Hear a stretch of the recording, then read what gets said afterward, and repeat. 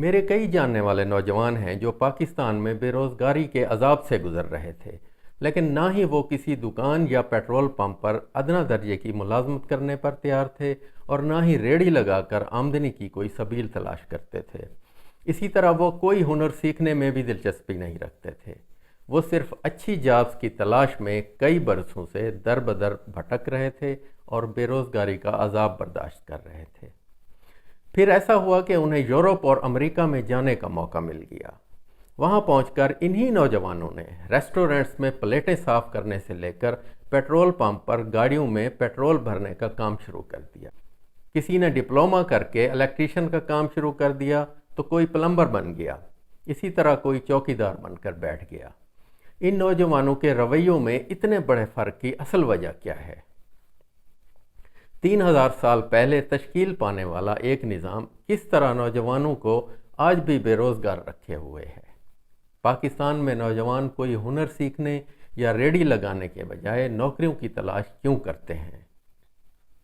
میں ہوں مجاہد خٹک اور آئیے ہم ان سوالوں کے جواب تلاش کرتے ہیں۔ پاکستان کے نوجوانوں میں بے روزگاری کی شرح بہت بلند ہے۔ 2023 میں ہمارے نوجوانوں میں سے 10% بے روزگار تھے۔ یہ بہت بڑا فگر ہے کیونکہ پاکستان کی 64% آبادی 30 سال سے کم عمر افراد پر مشتمل ہے۔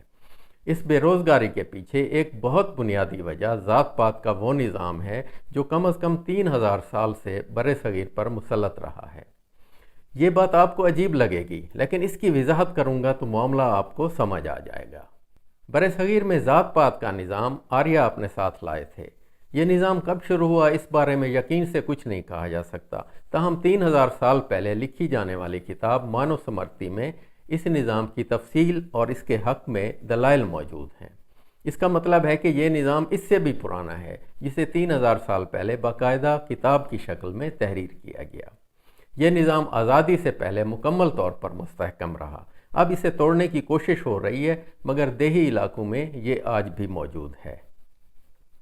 آپ جانتے ہیں کہ ذات پات کا نظام 5 ذاتوں میں تقسیم ہے، جس میں سب سے اونچی ذات برہمن کی ہے، اس کے بعد کشتری آتے ہیں، پھر ویش ہیں اور پھر شودر آتے ہیں، جبکہ دلت بھی اسی نظام کی سب سے نچلی ذات سمجھی جاتی ہے۔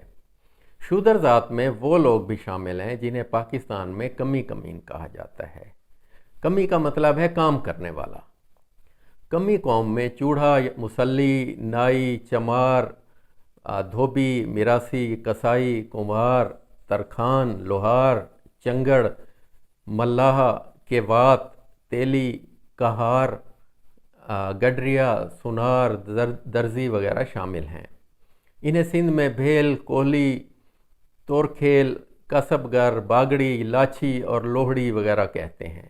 خیبر پختونخوا میں انہیں نیچ ذات، بد نسل اور بلوچستان میں سیدھے الفاظ میں غلام کہا جاتا ہے۔ انہیں معاشرے میں تحقیر کی نگاہ سے دیکھا جاتا تھا کیونکہ وہ ہاتھ سے کام کرتے تھے۔ اس تحقیر کے پیچھے ہندوؤں کا فلسفہ موجود تھا جس کے مطابق انسان ہندو دیوتا برہما کے ذریعے وجود میں آتے ہیں۔ برہمن کا کام ذہنی طرز کا ہے، اس لیے وہ برہما کے دماغ سے پیدا ہوتے ہیں۔ کھچتری طبقہ حکمرانی اور سپاہگری کا کام کرتا ہے، اس لیے ان کی تشکیل برہما کے بازوں سے ہوتی ہے۔ تیسرا طبقہ ویش کا ہے جو تجارت کرتے ہیں، ان کا وجود برہما کی رانوں سے نکلا ہے۔ اور سب سے نچلا طبقہ شودر ہندو دیوتا کے قدموں سے نکلا ہے، اس لیے وہ ہاتھوں سے کام کرتے ہیں۔ یہاں سے ہنرمند طبقے کے لیے حقارت پیدا ہوئی جو ہندو معاشرے سے چلتی ہوئی مسلمانوں میں بھی پھیل گئی۔ ہمارے دیہاتوں میں کمی کمین کا لفظ بکثرت بولا جاتا ہے اور آج بھی ہنرمندوں کو اسی لفظ سے پکارا جاتا ہے۔ شہروں میں یہ روایت تقریباً ختم ہو چکی ہے، لیکن اس سے منسلک حقارت آج بھی موجود ہے۔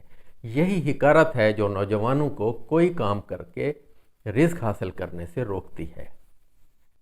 یہ بات یاد رکھیں کہ جب کوئی سماجی نظام ٹوٹ پھوٹ کا شکار ہو جائے تب بھی لوگوں کے مزاج میں وہ طویل عرصے تک زندہ رہتا ہے۔ پاکستان کے بہت سے علاقوں میں جاگیرداری نظام رخصت ہو چکا ہے، لیکن اس کے اثرات مزاج میں موجود ہیں۔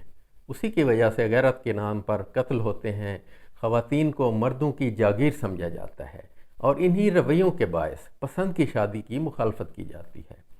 ذات پات کا نظام اور ہنرمندوں کے لیے حقارت کا جذبہ بھی اسی وجہ سے ہمارے تحت الشعور میں بیٹھا ہوا ہے۔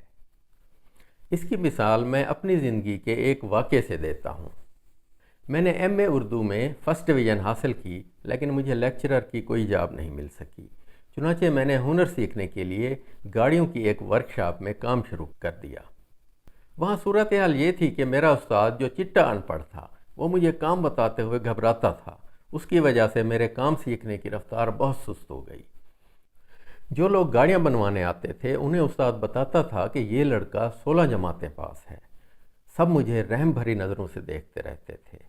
یہ نظریں اس قدر خوفناک تھیں کہ میں نے 1 ماہ بعد ہی کام چھوڑ دیا۔ حالانکہ میرا ارادہ تھا کہ اس کام میں مہارت حاصل کر کے اپنی ورکشاپ کھولوں گا اور دیانتداری سے کام کر کے مارکیٹ میں اپنی جگہ بناؤں گا۔ بات کو واضح کرنے کے لیے ان رویوں کی چند اور مثالیں پیش خدمت ہیں۔ ایک مڈل کلاس گھرانے کو پلمبر یا الیکٹریشین کی ضرورت پڑے تو اسے تم کہہ کر مخاطب کیا جاتا ہے۔ اس کے ساتھ بات کرتے وقت ایک طرح کا احساس برتری لہجے میں شامل ہو جاتا ہے۔ اگر کوئی نیک دل شخص کام کرنے والے کے ساتھ عزت سے مخاطب بھی ہو تو اسے معمول کے رویوں سے ہٹ کر دیکھا جاتا ہے۔ وہ نیک دل شخص بھی دل میں اسے اپنی اچھائی اور بڑائی سمجھتا ہے، حالانکہ ایک نارمل معاشرے میں یہ ایک نارمل رویہ ہونا چاہیے۔ ایک الیکٹریشین یا پلمبر آپ کا مسئلہ حل کر رہا ہے اور آپ اسے معاوضہ دے رہے ہیں۔ یہ تو سیدھا سادہ لو اور دو کا معاملہ ہے، لیکن عملاً ایسا نہیں ہوتا۔ اس کے پیچھے وہی 3000 سال پرانا ذات پات کا نظام کار فرما ہے۔ انہی رویوں کی وجہ سے نوجوان کوئی بھی ہنر سیکھنے، سبزی بیچنے یا ریڑھی لگانے میں ہچکچاہٹ کا مظاہرہ کرتے ہیں۔ آئیے ہم چلتے چلتے برطانیہ اور پاکستان کے ہنرمندوں کا ایک موازنہ بھی کر لیتے ہیں۔ برطانوی حکومت کی ویب سائٹ کے مطابق ایک پلمبر سال میں 21,000 پاؤنڈ سے لے کر 40,000 پاؤنڈ تک کما لیتا ہے۔ پاکستانی روپاؤں میں یہ رقم 72 لاکھ سے 1 کروڑ 40 لاکھ روپے بنتی ہے۔ اسے ماہانہ آمدنی میں تقسیم کیا جائے تو ہر ماہ 6 لاکھ سے 11.5 لاکھ کے قریب یہ رقم بنتی ہے۔ یہ آمدنی بھی ہفتے میں 37 سے 42 گھنٹے کام کرنے پر حاصل ہوتی ہے۔ یعنی اگر ہفتے میں 5 دن کام کیا جائے تو روزانہ کے 7-8 گھنٹے بنتے ہیں۔ اگر پورے 7 دن کا کام ہو تو آمدنی بہت بڑھ جاتی ہے۔ ایک مڈل کلاس کے 2 افراد کے لیے یہ مناسب آمدنی سمجھی جاتی ہے۔ پاکستان میں اس کے برعکس ہنرمند افراد کو مناسب معاوضہ نہیں دیا جاتا۔ ذات پات کے نظام میں ہنرمند لوگوں کو معاوضہ اس وقت ملتا تھا جب گندم کی کٹائی کا وقت آتا تھا۔ آج بھی نائی اور میراثی وغیرہ پورا سال دیہاتوں میں مفت کام کرتے ہیں۔ انہیں گندم کی کٹائی کے بعد پورے سال کی محنت کا معاوضہ اکٹھا دیا جاتا ہے۔ یہی سوچ ایک مختلف انداز میں شہروں میں بھی موجود ہے۔ اس سوچ کی وجہ سے ہم مختلف ہنرمند لوگوں کو ان کا حق نہیں دیتے اور کوشش کرتے ہیں کہ وہ کم سے کم پیسوں میں ہمارا کام کر دیں۔ چونکہ ہنرمندوں کو معقول معاوضہ نہیں دیا جاتا، اس لیے وہ بھی کام چوری کرتے ہیں یا پھر سامان کی خریداری میں ڈنڈی مارتے ہیں۔ انہی وجوہات کی بنا پر پڑھے لکھے نوجوان کوئی بھی ہنر سیکھنے پر آمادہ نہیں ہوتے۔ پاکستانی معاشرے میں تبدیلی کا عمل شروع ہو چکا ہے۔ نوجوان تبدیلی کی اس گاڑی کے اصل انجن ہیں، لیکن یہ سب کچھ ابھی تک سیاست تک محدود ہے۔ اب ضروری ہو چکا ہے کہ سماجی تبدیلی کا عمل بھی شروع کیا جائے۔ اگر پڑھے لکھے نوجوان ہنر سیکھنا شروع کر دیں یا سبزی اور پھل فروٹ بیچنے جیسے کام شروع کر دیں تو کام کرنے والوں سے جڑا تحقیر آمیز رویہ خود بخود ختم ہو جائے گا۔ اپنے ہنر میں مہارت رکھنے والے اور دیانتداری سے کام کرنے والوں کی پاکستان میں بہت ضرورت ہے۔ جو نوجوان اپنے اندر یہ 2 صفات پیدا کر لیں گے ان کی ڈیمانڈ بڑھ جائے گی اور وہ بہت اچھی آمدنی کے ساتھ مڈل کلاس کا حصہ بن جائیں گے۔ تو دوستو، یہ تھی آج کی ویڈیو۔ اپنی رائے کمنٹس میں ضرور دیں۔ مجاہد خٹک کو اجازت۔ اللہ حافظ۔